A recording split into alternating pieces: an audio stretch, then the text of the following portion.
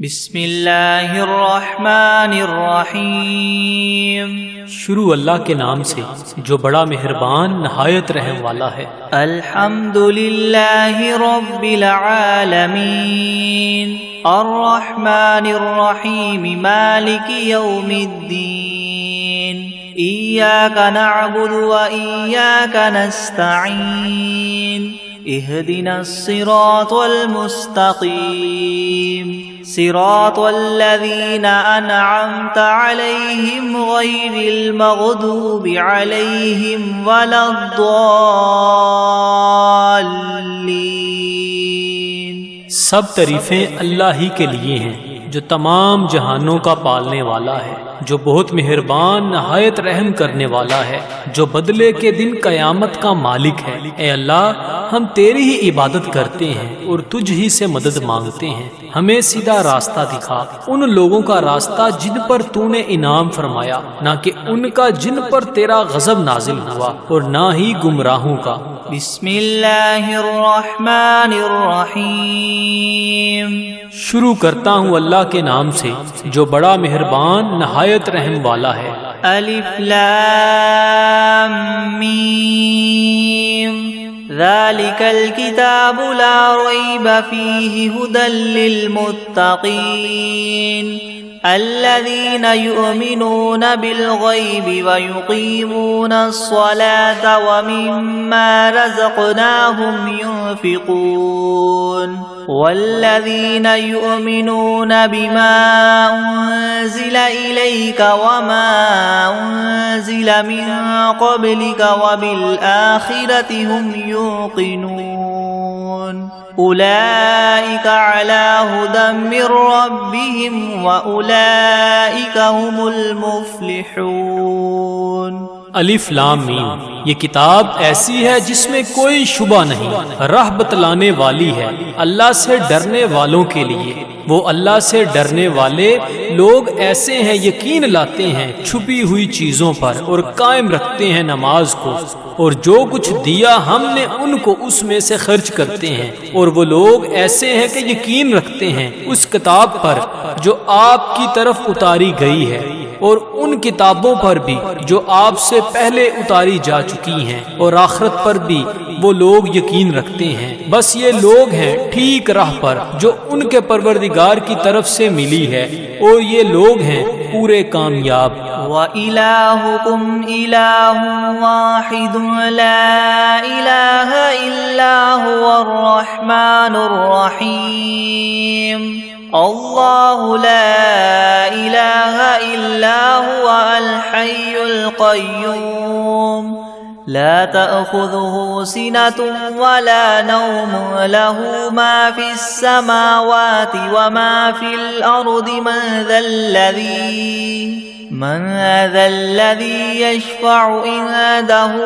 إلا بإذنه يعلم ما بين أيديهم وما خلفهم ولا يحيطون بشيء من علمه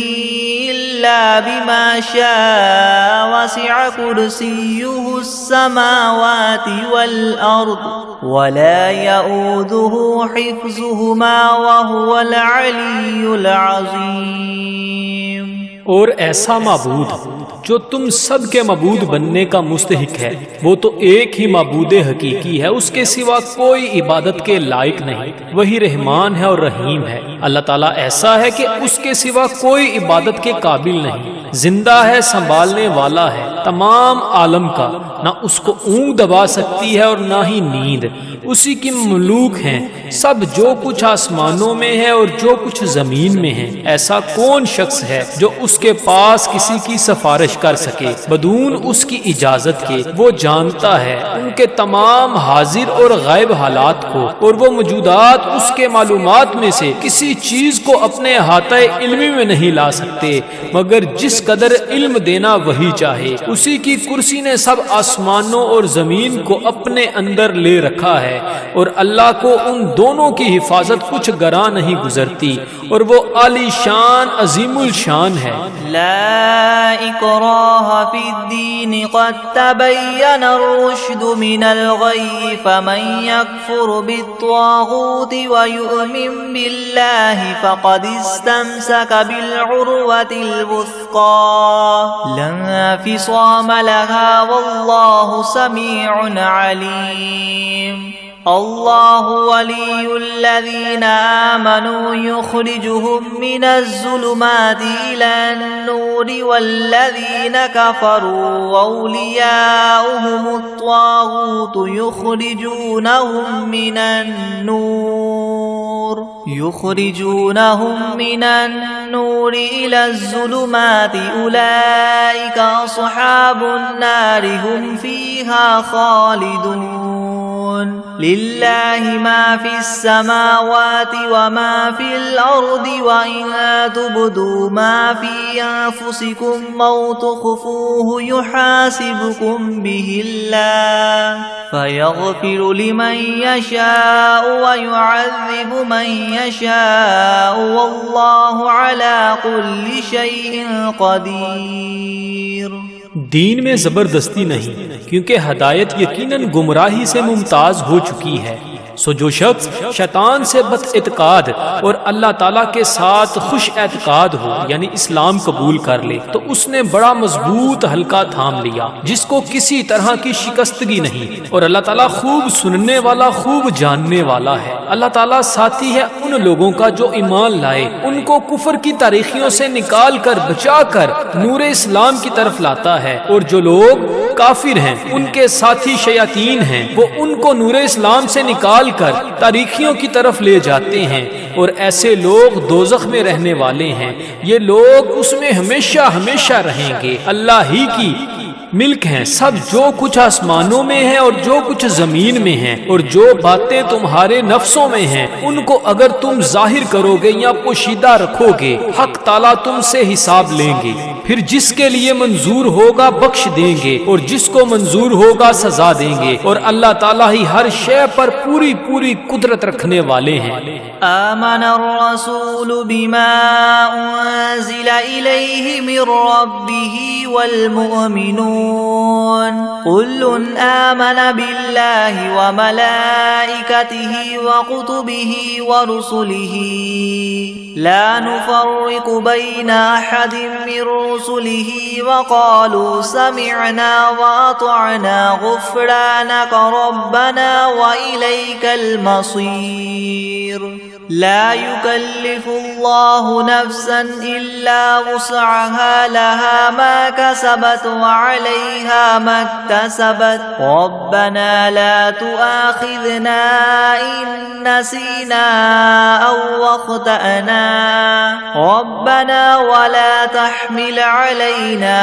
إصرا كما حملته على الذين من قبلنا ربنا ولا تحملنا ما لا طاقة لنا به واعف عنا واغفر لنا وارحمنا أنت مولانا فانصرنا على القوم الكافرين۔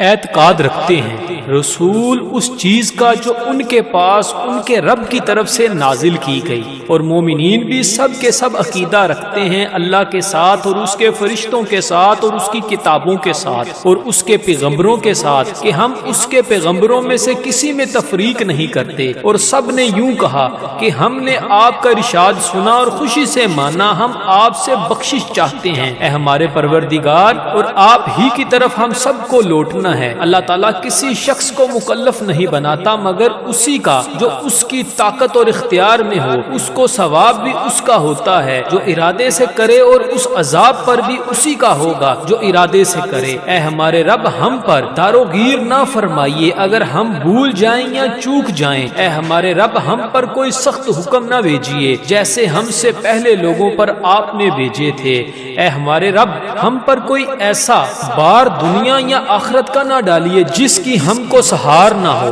اور درگزر کیجیے ہم سے اور بخش دیجیے ہم کو، اور رحم کیجئے ہم پر، آپ ہمارے کار ساز ہیں، سو آپ ہم کو کافر لوگوں پر غالب کیجئے۔ شہد اللہ انہ لا الہ الا هو والملائکۃ واولو العلم قائما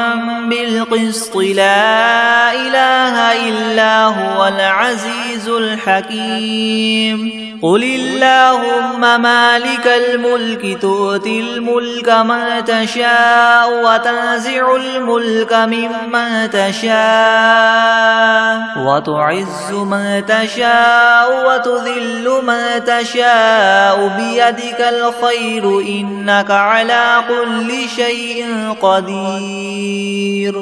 گواہی دی ہے اللہ تعالیٰ نے اس کی کہ بجز اس کے کوئی معبود ہونے کے لائق نہیں، اور فرشتوں نے بھی اور اہل علم نے بھی اور معبود بھی وہ اس شان کے ہیں کہ اعتدال کے ساتھ انتظام رکھنے والے ہیں، ان کے سوا کوئی معبود ہونے کے لائق نہیں، وہ زبردست ہیں، حکمت والے ہیں۔ اے محمد صلی اللہ علیہ وآلہ وسلم، آپ اللہ تعالیٰ سے یوں کہیے کہ اے اللہ مالک تمام ملک کے، آپ ملک جس کو چاہے دے دیتے ہیں اور جس سے چاہے ملک لے لیتے ہیں، اور جس کو آپ چاہیں غالب کر دیتے ہیں اور جس کو آپ چاہیں پست کر دیتے ہیں، آپ ہی کے اختیار میں ہے، سب بلائی بلا شبہ آپ ہر چیز پر پوری قدرت رکھنے والے ہیں۔ تولج اللیل فی النہار وتولج النہار فی اللیل وتخرج الحی من المیت وتخرج المیت من الحی وترزق من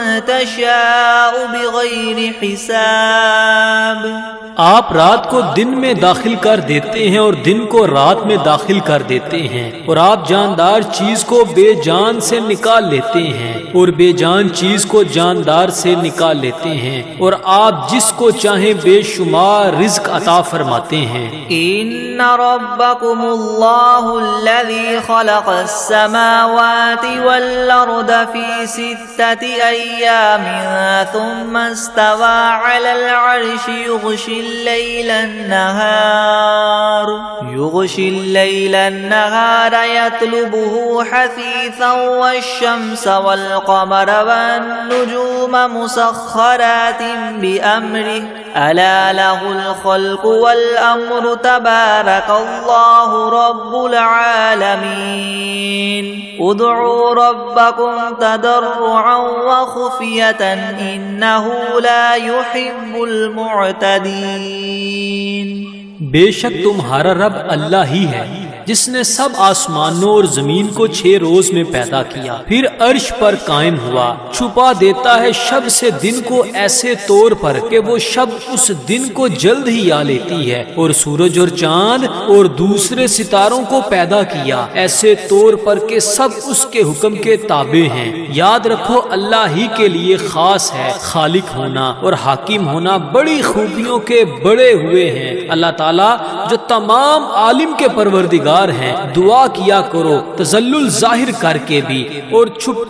کے بھی، واقعی اللہ ان لوگوں کو ناپسند کرتے ہیں جو دعا میں حد ادب سے نکل جائیں۔ وَلَا تُفْسِدُوا فِي الْأَرْضِ بَعْدَ إِصْلَاحِهَا وَادْعُوهُ خَوْفًا وَطَمَعًا إِنَّ رَحْمَتَ اللَّهِ قَرِيبٌ مِّنَ الْمُحْسِنِينَ قُلِ ادْعُوا اللَّهَ وَادْعُوا الرَّحْمَنَ أَيَّامَّا تَدْعُوا فَلَهُ الْأَسْمَاءُ الْحُسْنَى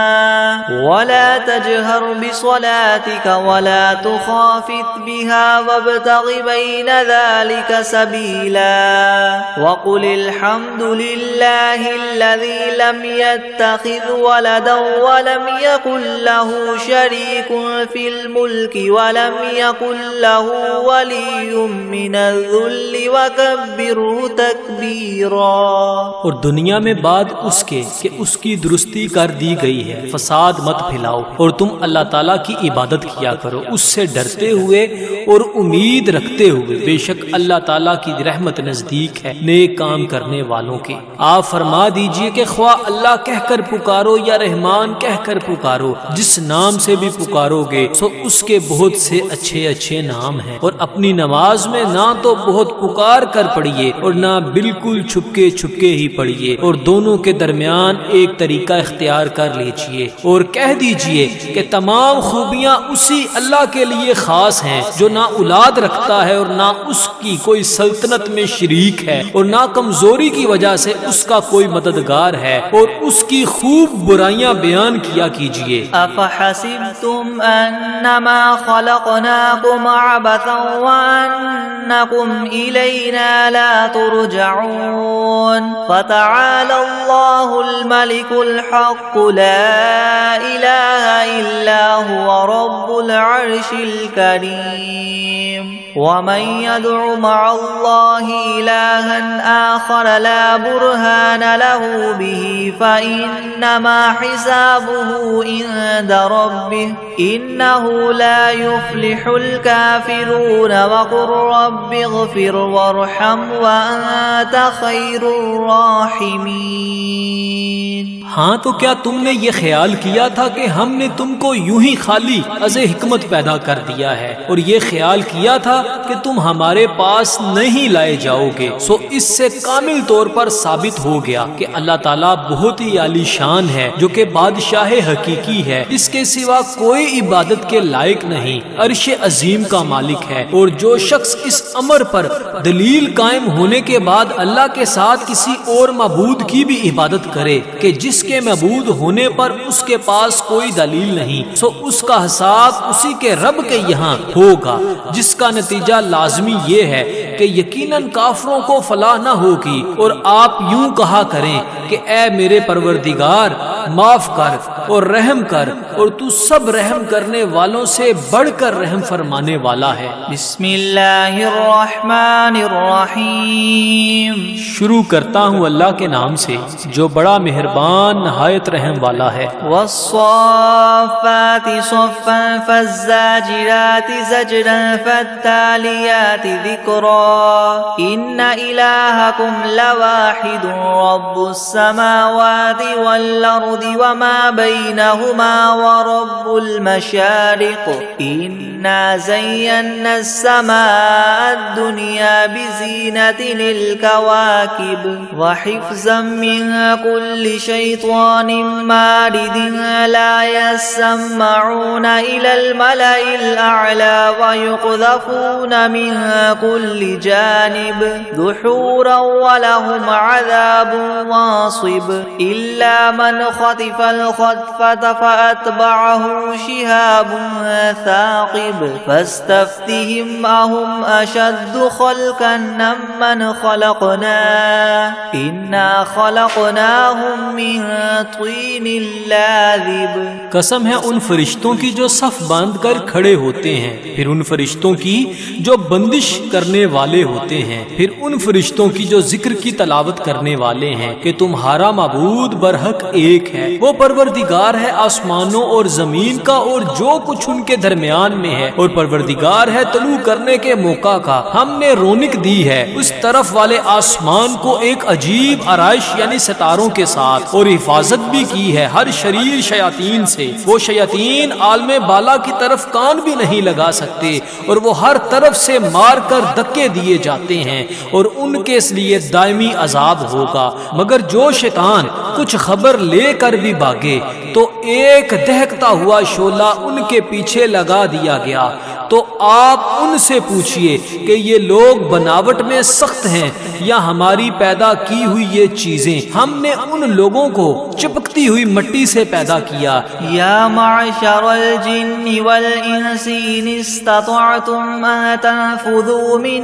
اقطار السماوات والارض فانفذوا لا تنفذون الا بسلطان فبأي آلاء ربكما تكذبان يرسل عليكما شواظ من نار ونحاس فلا تنتصران فبأي آلاء ربكما تكذبان فإذا انشقت السماء فكانت وردة كالدهان فبأي آلاء ربكما تكذبان فيومئذ لا يسأل عن ذنبه إنس ولا جان فبأي آلاء ربكما تكذبان۔ اے گروہ جن و انس، کہ اگر تم کو یہ قدرت ہے کہ آسمان اور زمین کی حدود سے کہیں باہر نکل جاؤ تو ہم بھی دیکھیں، نکلو، مگر بدون زور کے نہیں نکل سکتے اور زور ہے نہیں۔ سو اے جن و انس، تم اپنے پروردگار کی کون کون سی نعمتوں کے منکر ہو جاؤ گے؟ تم دونوں پر قیامت کے روز آگ کا شعلہ اور دھواں چھوڑا جائے گا، پھر تم اس کو ہٹا نہ سکو گے۔ سو اے جن و انس، تم اپنے رب کی کون کون سی نعمتوں کے منکر ہو جاؤ گے؟ غرض جب قیامت آئے گی جس میں آسمان پھٹ جاوے گا اور ایسا سرخ ہو جائے گا جیسے سرخ نری یعنی چمڑا، سو اے گروہ جن و انس، تم اپنے پروردگار کی کون کون سی نعمت کو جٹلاؤ گے؟ تو اس روز کسی انسان اور جن سے اس کے جرم کے متعلق نہ پوچھا جائے گا۔ سو اے گروہ جن و انس، تم اپنے پروردگار کی کون کون سی نعمت کو جٹلاؤ گے؟ لو انزلنا هذا القرآن على جبل لرأيته خاشعا متصدعا من خشية الله وتلك الأمثال نضربها للناس لعلهم يتفكرون هو الله الذي لا إله إلا هو عالم الغيب والشهادة هو الرحمن الرحيم هو الله الذي لا إله إلا هو الملك القدوس السلام المؤمن المهيمن العزيز الجبار المتكبر سبحان الله عما يشركون هو الله الخالق البارئ المصور له الأسماء الحسنى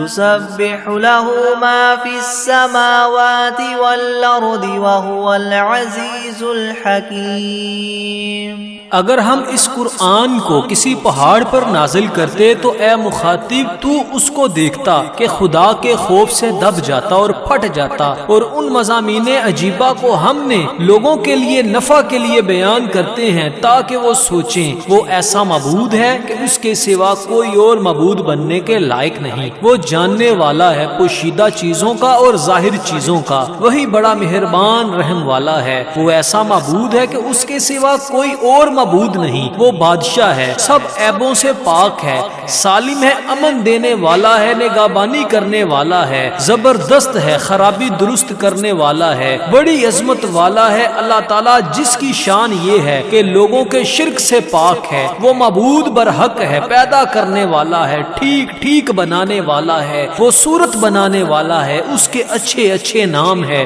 سب چیزیں اسی کی تسبیح کرتی ہیں جو آسمان میں ہے اور جو کچھ زمین میں ہے، اور وہی زبردست حکمت والا ہے۔ بسم اللہ الرحمن الرحیم۔ شروع کرتا ہوں اللہ کے نام سے جو بڑا مہربان نہایت رحم والا ہے۔ قل اوحی الی انہ استمع نفر من الجن فقالوا انا سمعنا قرآنا عجبا يهدي الى الرشد فآمنا به ولن نشرك بربنا احدا وانه تعالى جد ربنا ما اتخذ صاحبة ولا ولدا وأنه كان يقول سفيهنا على الله شططا۔ آپ ان لوگوں سے کہیے کہ میرے پاس اس بات کی وحی آئی ہے کہ جنات میں سے ایک جماعت نے قرآن سنا، پھر اپنی قوم میں واپس جا کر انہوں نے کہا کہ ہم نے عجیب قرآن سنا ہے جو راہ راست بتلاتا ہے، سو ہم تو اس پر ایمان لے آئے اور ہم اب اپنے رب کے ساتھ کسی کو شریک نہ بنائیں گے۔ اور انہوں نے یہ بھی بیان کیا کہ ہمارے پروردگار کی بڑی شان ہے، اس نے نہ کسی کو بیوی بنایا اور نہ اولاد، اور ہم میں جو احمق ہوئے وہ اللہ کی شان میں حد سے بڑی ہوئی باتیں کہتے ہیں۔ بسم اللہ الرحمن الرحمن الرحیم. شروع کرتا ہوں اللہ کے نام سے جو بڑا مہربان نہایت رحم والا ہے. قل یا ایھا الکافرون لا اعبد ما تعبدون ولا انتم عابدون ما اعبد ولا انا عابد ما عبدتم ولا انتم عابدون ما اعبد لكم دینکم ولی دین. آپ ان کافروں سے کہہ دیجئے کہ اے کافرو میرا اور تمہارا طریقہ متحد نہیں ہو سکتا، اور نہ تو فی الحال میں تمہارے معبودوں کی پرستش کرتا ہوں اور نہ تم میرے معبود کی پرستش کرتے ہو، اور نہ ہی آئندہ استقبال میں تمہارے معبودوں کی پرستش کروں گا اور نہ ہی تم میرے معبود کی پرستش کرو گے. تو تم کو تمہارا بدلہ ملے گا اور مجھ کو میرا بدلہ ملے گا. بسم اللہ الرحمن الرحیم. شروع کرتا ہوں اللہ کے نام سے جو بڑا مہربان نہایت رحم والا ہے. قل هو اللہ احد اللہ الصمد لم یلد ولم یولد ولم یکن له کفوا احد. آپ ان لوگوں سے کہہ دیجئے کہ وہ یعنی اللہ اپنے کمال ذات و صفات میں ایک ہے. اللہ ایسا بے نیاز ہے کہ وہ کسی کا محتاج نہیں اور اس کے سب محتاج ہیں. اس کے اولاد نہیں اور نہ وہ کسی کی اولاد ہے اور نہ کوئی اس کے برابر کا ہے. بسم اللہ الرحمن الرحیم. شروع کرتا ہوں اللہ کے نام سے جو بڑا مہربان نہایت رحم والا ہے. قل اعوذ برب الفلق من شر ما خلق ومن شر غاسق اذا وقب ومن شر النفاثات في العقد ومن شر حاسد اذا حسد. آپ کہیے کہ میں صبح کے مالک کی پناہ لیتا ہوں تمام مخلوقات کے شر سے اور بالخصوص اندھیری رات کے شر سے جب وہ رات آ جائے، اور گروہوں پر پڑھ پڑھ کر پھونکنے والیوں کے شر سے اور حسد کرنے والے کے شر سے جب وہ حسد کرنے لگے. بسم اللہ الرحمن الرحیم. شروع کرتا ہوں اللہ کے نام سے جو بڑا مہربان نہایت رحم والا ہے. قل اعوذ برب الناس ملک الناس الہ الناس من شر الوسواس الخناس الذي يوسوس في صدور الناس من الجنة والناس. آپ کہیے کہ میں آدمیوں کے مالک، آدمیوں کے بادشاہ، آدمیوں کے معبود کی پناہ لیتا ہوں وسوسہ ڈالنے والے، پیچھے ہٹ جانے والے شیطان کے شر سے جو لوگوں کے دلوں میں وسوسہ ڈالتا ہے، خواہ وسوسہ ڈالنے والا جن ہو یا آدمی ہو. بسم اللہ الرحمن الرحیم. شروع کرتا ہوں اللہ کے نام سے جو بڑا مہربان نہایت رحم والا ہے. اللہم صل علی سیدنا محمد وعلی آل سیدنا محمد صلاة تنجینا بها من جمیع الأهوال والآفات وتقضی لنا بها جمیع الحاجات وتطهرنا بها من جميع السيئات وترفعنا بها عندك أعلى الدرجات وتبلغنا بها أقصى الغايات من جميع الخيرات في الحياة وبعد الممات إنك مجيب الدعوات ورافع الدرجات ويا قاضي الحاجات ويا كافي المهمات ويا دافع البليات ويا حل المشكلات أغثني يا إلهي إنك على كل شيء قدير. اللهم صل على سيدنا محمد النبي الأمي وآله وبارك وسلم. بسم الله الرحمن الرحيم. اللهم صل على محمد وعلى آل محمد كما صليت على إبراهيم وعلى آل إبراهيم إنك حميد مجيد. اللهم بارك على محمد وعلى آل محمد كما باركت على إبراهيم وعلى آل إبراهيم إنك حميد مجيد. بسم الله الرحمن الرحيم. الحمد لله رب العالمين الرحمن الرحيم مالك يوم الدين. إياك نعبد وإياك نستعين. اهدنا الصراط المستقيم صراط الذين أنعمت عليهم غير المغضوب عليهم ولا الضالين. بسم الله الرحمن الرحيم. ألف لام ميم. ذلك الكتاب لا ريب فيه هدى للمتقين الذين يؤمنون بالغيب ويقيمون الصلاة ومما رزقناهم ينفقون والذين يؤمنون بما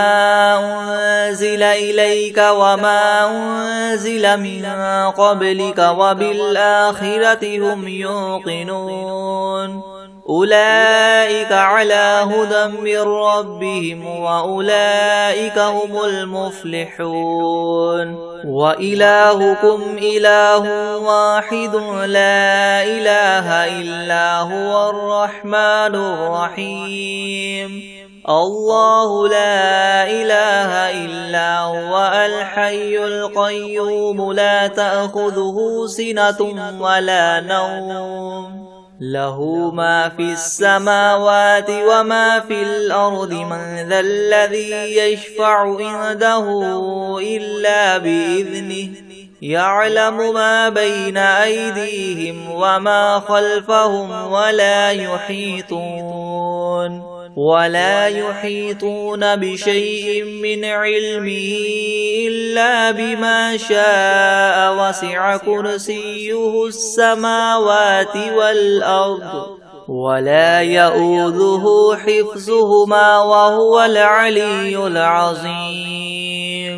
لا إكراه في الدين قد تبين الرشد من الغي. فمن يكفر بالطاغوت ويؤمن بالله فقد استمسك بالعروة الوثقى لا انفصام لها والله سميع عليم. الله ولي الذين آمنوا يخرجهم من الظلمات إلى النور والذين كفروا أولياؤهم الطاغوت يخرجونهم من النور إلى الظلمات أولئك أصحاب النار هم فيها خالدون. لله ما في السماوات وما في الأرض وإن تبدوا ما في أنفسكم أو تخفوه يحاسبكم به الله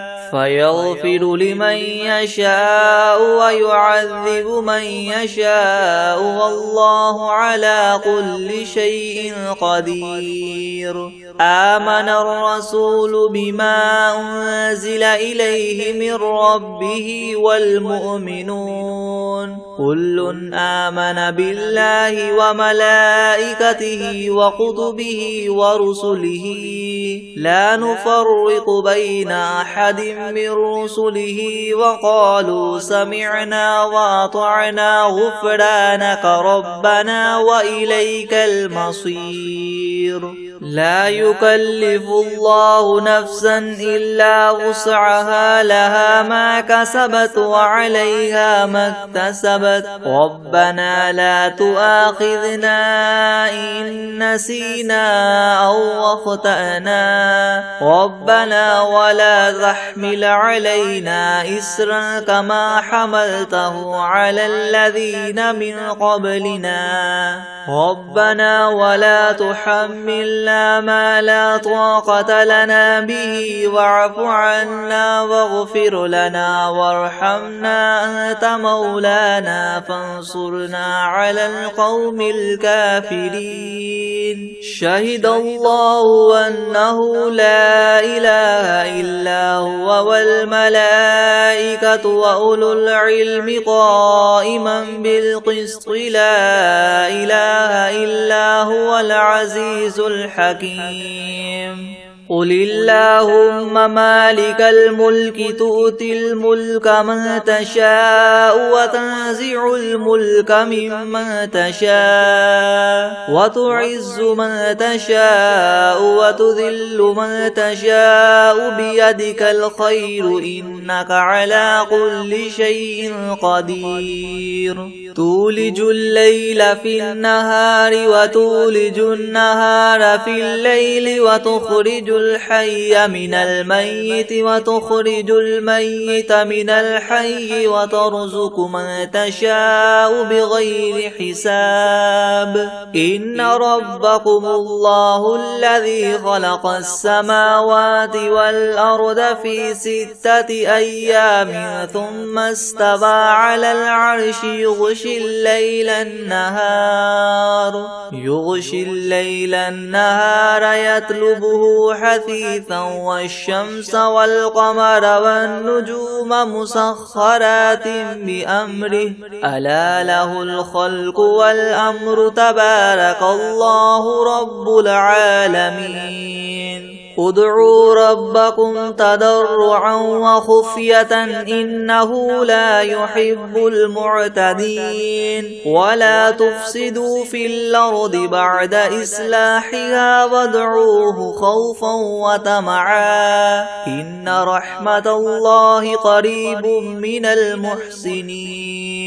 قل ادعوا الله أو ادعوا الرحمن أيما تدعوا فله الأسماء الحسنى ولا تجهر بصلاتك ولا تخافت بها وابتغ بين ذلك سبيلا وقل الحمد لله الذي لم يتخذ ولدا ولم يكن له شريك في الملك ولم يكن له ولي من الذل وكبره تكبيرا أفحسبتم أنما خلقناكم عبثا وأنكم إلينا لا ترجعون فتعالى الله الملك الحق لا إله إلا هو رب العرش الكريم ومن يدع مع الله إلها آخر لا برهان له به فإنما حسابه عند ربه إنه لا يفلح الكافرون وقل رب اغفر وارحم وأنت خير الراحمين بسم الله الرحمن الرحيم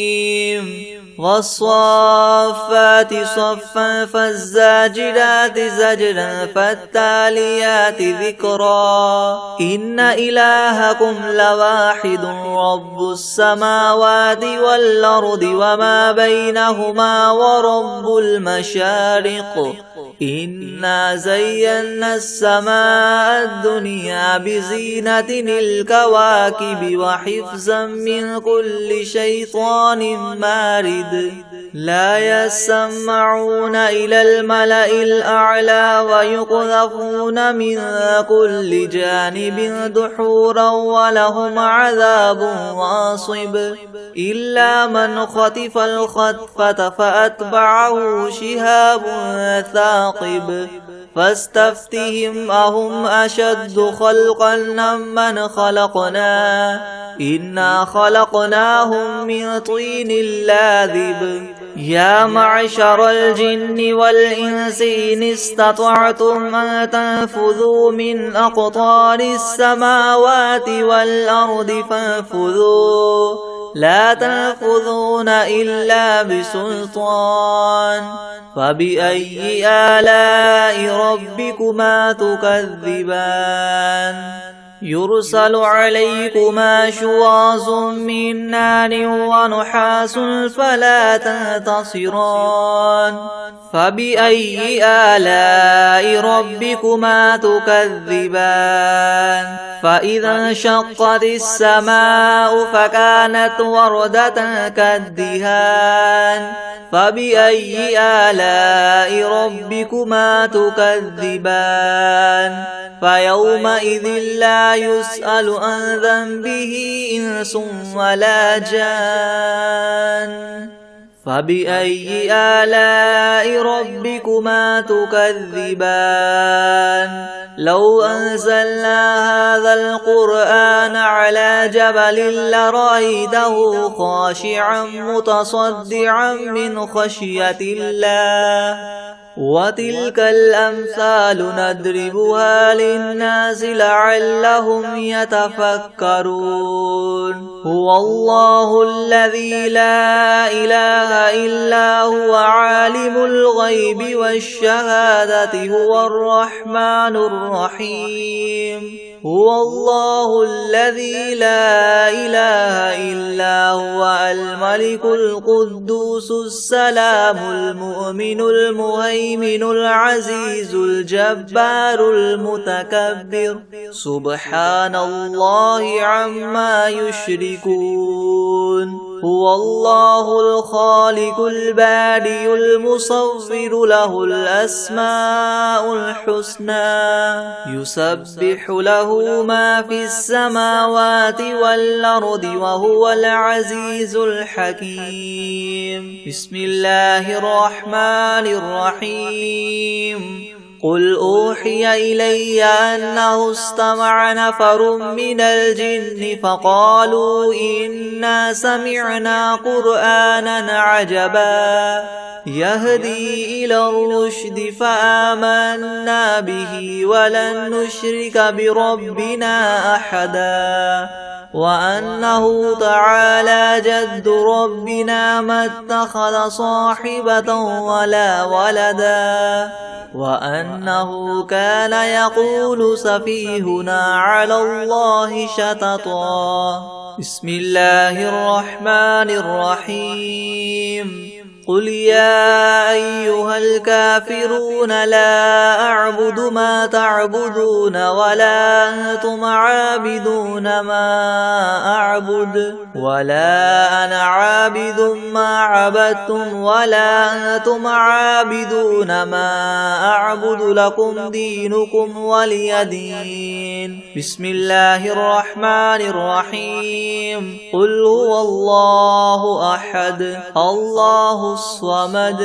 لم يلد ولم يولد ولم يكن له كفوا أحد بسم الله الرحمن الرحيم قل أعوذ برب الفلق من شر ما خلق ومن شر غاسق إذا وقب ومن شر النفاثات في العقد ومن شر حاسد إذا حسد بسم الله الرحمن الرحيم قل أعوذ برب الناس ملك الناس إله الناس من شر الوسواس الخناس الذي يوسوس في صدور الناس من الجنة والناس بسم الله الرحمن الرحيم الرحمن علم القرآن خلق الإنسان علمه البيان الشمس والقمر بحسبان والنجم والشجر يسجدان والسماء رفعها ووضع الميزان ألا تطغوا في الميزان وأقيموا الوزن بالقسط ولا تخسروا الميزان والأرض وضعها للأنام فيها فاكهة والنخل ذات الأكمام والحب ذو العصف والريحان فبأي آلاء ربكما تكذبان خلق الإنسان من صلصال كالفخار وخلق الجان من مارج من نار فبأي آلاء ربكما تكذبان رب المشرقين ورب المغربين فبأي آلاء ربكما تكذبان مرج البحرين يلتقيان بينهما برزخ لا يبغيان فبأي آلاء ربكما تكذبان يخرج منهما اللؤلؤ والمرجان فبأي آلاء ربكما تكذبان وله الجوار المنشآت في البحر كالأعلام فبأي آلاء ربكما تكذبان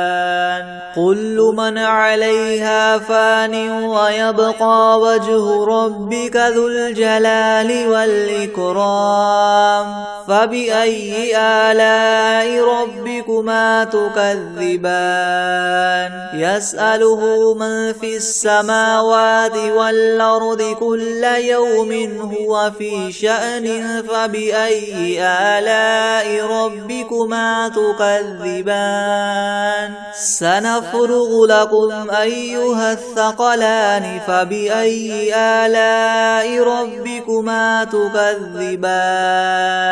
يا معشر الجن والإنس إن استطعتم أن تنفذوا من أقطار السماوات والأرض فانفذوا لا تنفذون إلا بسلطان فبأي آلاء ربكما تكذبان يرسل عليكما شواظ من نار ونحاس فلا تنتصران فبأي آلاء ربكما تكذبان فإذا انشقت السماء فكانت وردة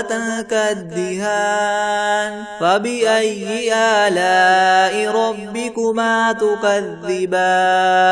فيومئذ لا يسأل عن ذنبه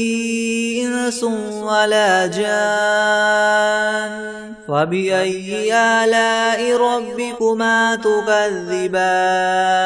يعرف المجرمون بسيماهم فيؤخذ بالنواصي والأقدام فبأي آلاء ربكما تكذبان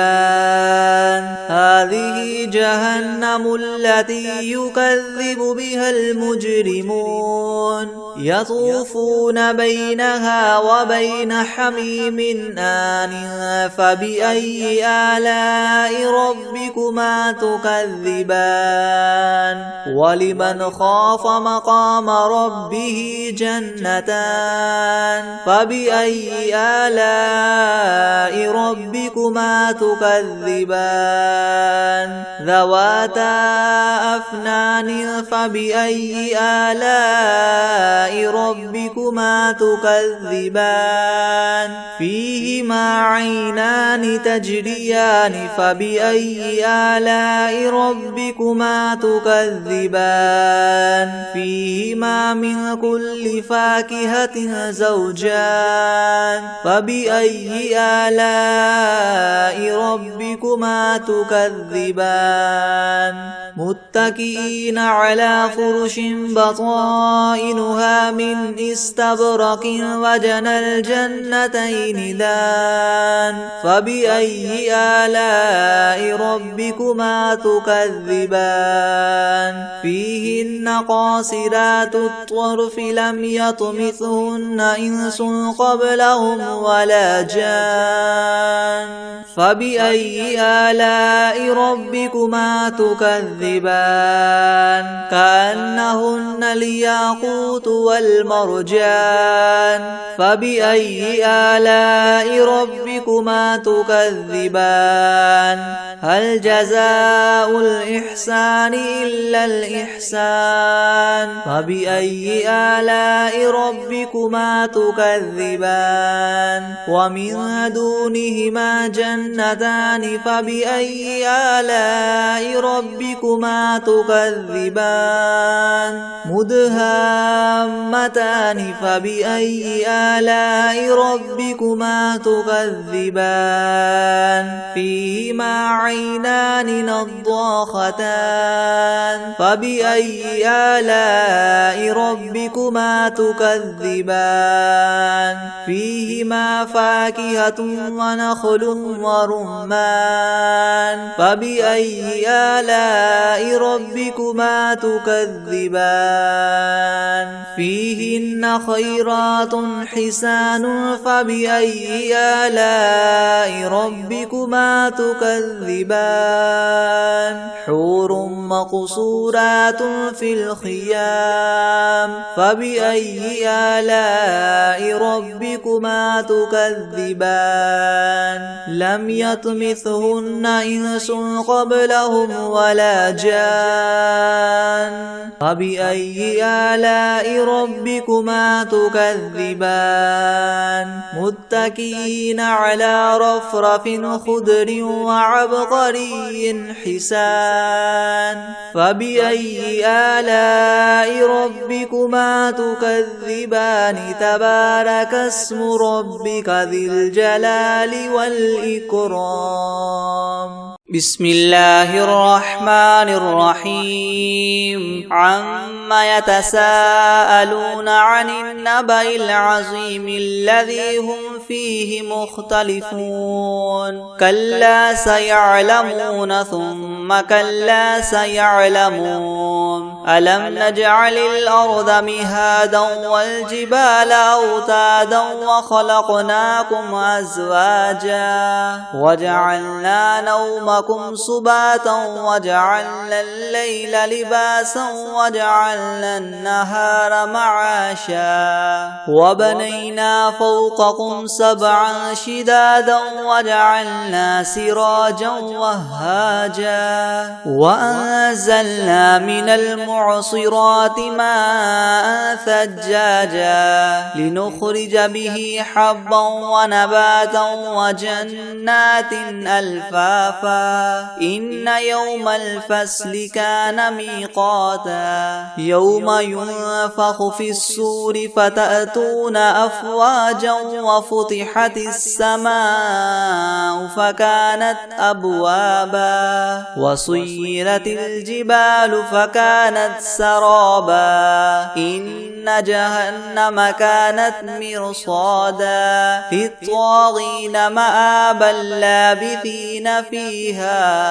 أحقابا لا يذوقون فيها بردا ولا شرابا إلا حميما وغساقا جزاء وفاقا إنهم كانوا لا يرجون حسابا حسابا وكذبوا بآياتنا كذابا وكل شيء أحصيناه كتابا فذوقوا فلن نزيدكم إلا عذابا إن للمتقين مفازا حدائق وأعنابا وكواعب أترابا وكأسا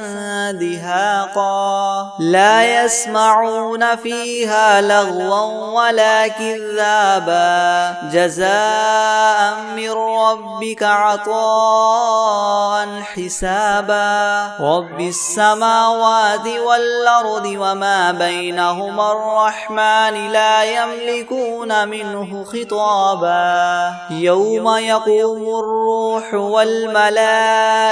صفا لا يتكلمون إلا من أذن له الرحمن وقال صوابا ذلك اليوم الحق فمن شاء اتخذ إلى ربه مآبا إنا أنذرناكم عذابا قريبا يوم ينظر المرء ما قدمت يداه ويقول الكافر يا ليتني كنت ترابا بسم الله الرحمن الرحيم الله لا إله إلا هو الحي القيوم لا تأخذه سنة ولا نوم له ما في السماوات وما في الأرض من ذا الذي يشفع عنده إلا بإذنه يعلم ما بين أيديهم وما خلفهم ولا يحيطون بشيء من علمه إلا بما شاء وسع كرسيه السماوات والأرض ولا يؤوده حفظهما وهو العلي العظيم بسم الله الرحمن الرحيم قل هو الله أحد الله الصمد لم يلد ولم يولد ولم يكن له كفوا أحد